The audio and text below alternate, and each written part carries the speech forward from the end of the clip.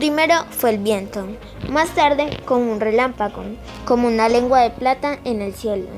Fue anunciado en el valle de Anahuac la tormenta que lavaría la sangre de la piedra. Fue después del sacrificio que la ciudad se oscureció y se escucharon atronadoras descargas. Luego apareció en el cielo una serpiente plateada que se vio con las mismas fuerzas en muy distintos lugares. Enseguida comenzó a llover de una manera pocas veces vista. Llovió toda la tarde y toda la noche, y al día siguiente también. Durante 3 días no cesó de llover. Llovió tanto que los sacerdotes y sabios de Anahuac se alarmaron. Ellos estaban acostumbrados a interpretar la voz del agua, pero en esta ocasión sintieron que Tlaloc, el dios de la lluvia, no solo trataba de decirles algo, sino que por medio del agua había dejado caer sobre ellos una nueva luz. Sí, una nueva luz. Ese día, lejos de Anahuac, en la región de Painala, una mujer luchaba por dar a luz a su primogénito. La lluvia ahogaba sus pujidos. Su suegra, que actuaba como partera, no sabía si prestarle oído a su parturienta nuera o al mensaje de Dios Tlaloc. Después de que el agua habló, un gran silencio fue sembrado y solo lo rompió el llanto de una niña, a quien nombraron como Malinayi. Sí, Malinayi, por haber nacido en el tercer carácter de la sexta casa. Enseguida, la abuela depositó cuidadosamente a su nieta sobre el pecho de su nuera, para que le diera la bienvenida. Al escuchar el latido de su madre, la niña se supo en lugar conocido y dejó de llover. Pocos días después, la niña fue bautizada. Sí, fue bautizada por su propia abuela, pues la tradición indicaba que debía hacerlo, la partera que había traído una hembra al mundo. La ceremonia se realizó a la hora que salió el sol. Sí, a la hora que salió el sol. Ese año de 1504, cuando el joven Hernán Cortés pisó la isla La Española y se dio cuenta de que había un mundo que no era el suyo, su imaginación se llenó de deseos, sí, de muchos deseos. Malinayi se había levantado más temprano que de costumbre. No había podido dormir en toda la noche. Tenía miedo, sí, mucho miedo, en el día en que estaba aún por iniciar. Por tercera vez en su vida experimentaría un cambio total. Cuando el sol saliera, nuevamente le iban a regalar. No se explicaba qué podía haber de malo en su interior para que la trataran como un objeto estorboso, para que con tan facilidad prescindieran de ella. Se esforzó por ser la mejor, por no causar problemas, por trabajar duro y sin embargo por alguna extraña razón no la dejaban echar raíces. Molía maíz casi a oscuras, solo la alumbraba la luz de la luna. Sí, solo la luz de la luna. Ya nunca más vería el atardecer desde ese lugar. La noche se avecinaba acompañada de incertidumbres. ¿Cómo sería su nueva vida al lado de sus nuevos dueños? ¿Qué sería de su milpa? ¿Quién sembraría de nuevo el maíz y quién lo cosecharía por ella? Moriría en sus cuidados. Malinayi dejó escapar unas lágrimas. De pronto pensó en Cihuacot, la mujer serpiente, la diosa también llamada Quilapti, madre de los género humano, quien por las noches recorría los canales de la gran Tenochtitlan, llorando por sus hijos. Decían que aquellos que la escucharan ya no podían conciliar el sueño. Ella nuevamente iba a llegar a un lugar desconocido. Nuevamente iba a ser la recién llegada, la de afuera, la que no pertenecía al grupo. Sí, la que no pertenecía al grupo. Sabía por experiencia que de inmediato tenía que ganarse la simpatía de sus nuevos amos, para evitar el rechazo y en el peor de los casos el castigo. Cada vez que trataba de cerrar los ojos y descansar, un vuelco en el estómago la despertaba. Con los ojos muy abiertos recordó a su abuela y en su mente se infiltraron imágenes queridas y dolorosas a la vez. La muerte de la abuela había marcado su primer cambio. Gracias a su abuela, ahora contaba con elementos suficientes para adaptarse a los dramáticos cambios que tenía que enfrentar y sin embargo tenía miedo. Sí, mucho miedo. Para calmarlo, buscaba en el cielo a la estrella de la mañana, a su Quetzalcóatl querido, siempre presente, su gran protector desde la primera vez que la regalaron. Siendo muy niña, Malinalli aprendió a superar el miedo a lo desconocido, apoyándose en lo familiar, en la estrella luminosa que quedaba frente a la ventana de su habitación y que veía danzar en el cielo de un lado a otro, dependiendo de la época del año.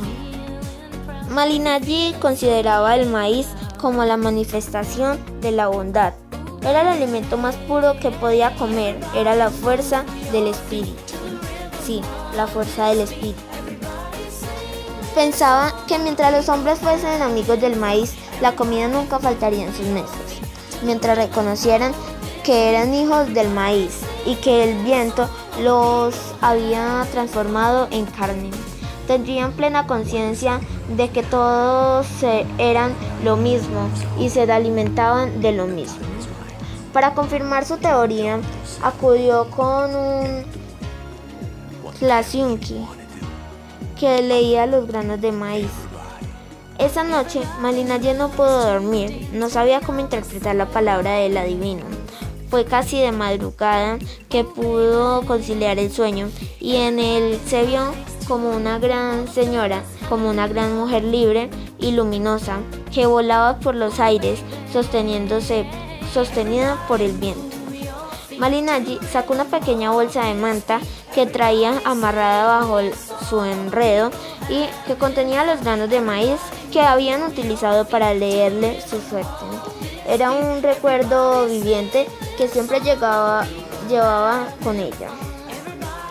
En el silencio del amanecer, Malinalli podía jurar que había escuchado los lamentos, los llantos de Zihuatanejo y sintió unos deseos irresistibles de orinar. Dejó la labor del metate y salió al patio. La idea de dejar atrás todo aquello querido por ella le resultó aterrador. Temblaba de pies a cabeza. La tristeza de ese aciago día se amoró grandemente cuando en la madrugada, cansada de llorar, al observar las estrellas descubrió entre ellas a la estrella de la mañana. Con los días comprobó que su abuela tampoco había muerto, vivía en su mente, vivía en la milpa, donde Malinalli había sembrado los granos de maíz que había traído en su morral. Juntas, la abuela y ella habían seleccionado los mejores granos de su última cosecha para ser sembrados antes de la próxima temporada de lluvia.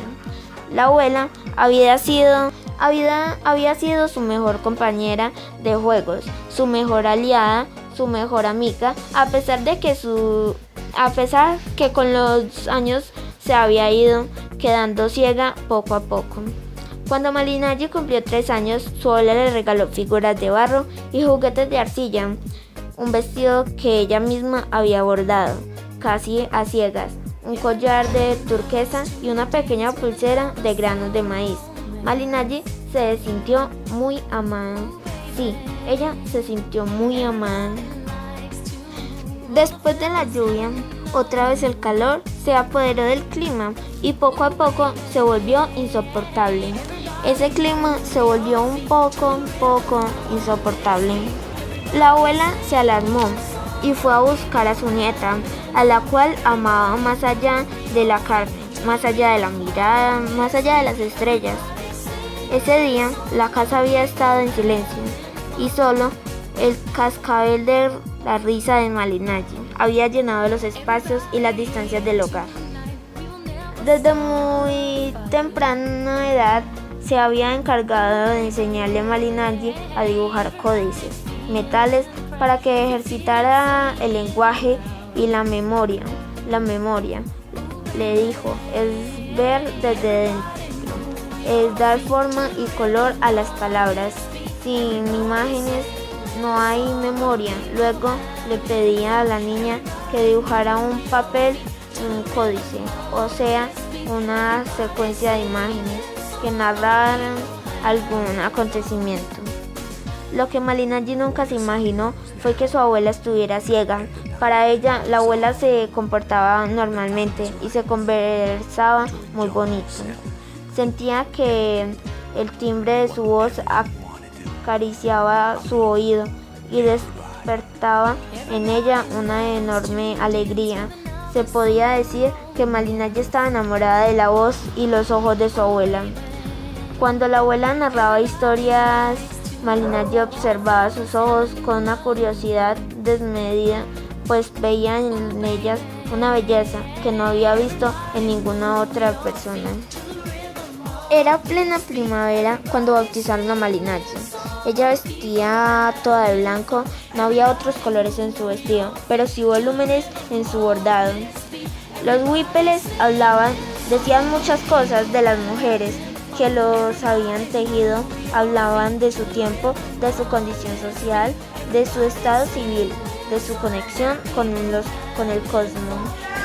Curiosamente, fue con Malinalli de lo que estaba hecha la manta de Juan Diego portaba el día en que en el año de 1531 se le apareció la Virgen de Guadalupe sostenida por la luna el día 12 del octavo mes y a los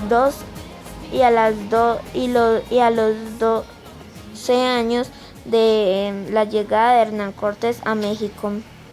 Cortés, quien de niño había sido acólito, nunca había sentido tanta fe reunida, y pensó que si estos indios, en vez de dedicar su fe a un Dios equivocado, la encaminarán con el mismo empeño al Dios verdadero, iban a ser capaces de producir muchos milagros.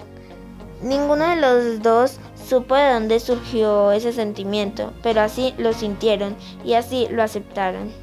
Malinalli sintió que su corazón se inflamaba con el calor que despedían la gran cantidad de velas que los españoles habían colocado en el lugar que antes fuera un templo dedicado a su antiguo dios. Malinalli lavaba la ropa en un río en las afueras de Cholula. Estaba molesta. Había mucho ruido, demasiado, no solo el que hacía con sus manos al frotar y enjuagar la ropa en el agua, sino el que había en el interior de su cabeza.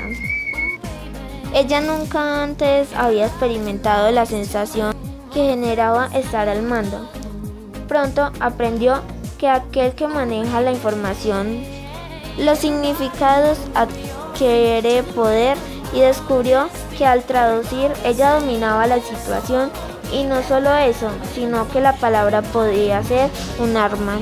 Aún había algo más desagradable que la falta de delicadeza que los españoles tenían para dar órdenes, y era el olor que despedían. Nunca esperó que los enviados de Quetzalcóatl fuesen a oler tan mal.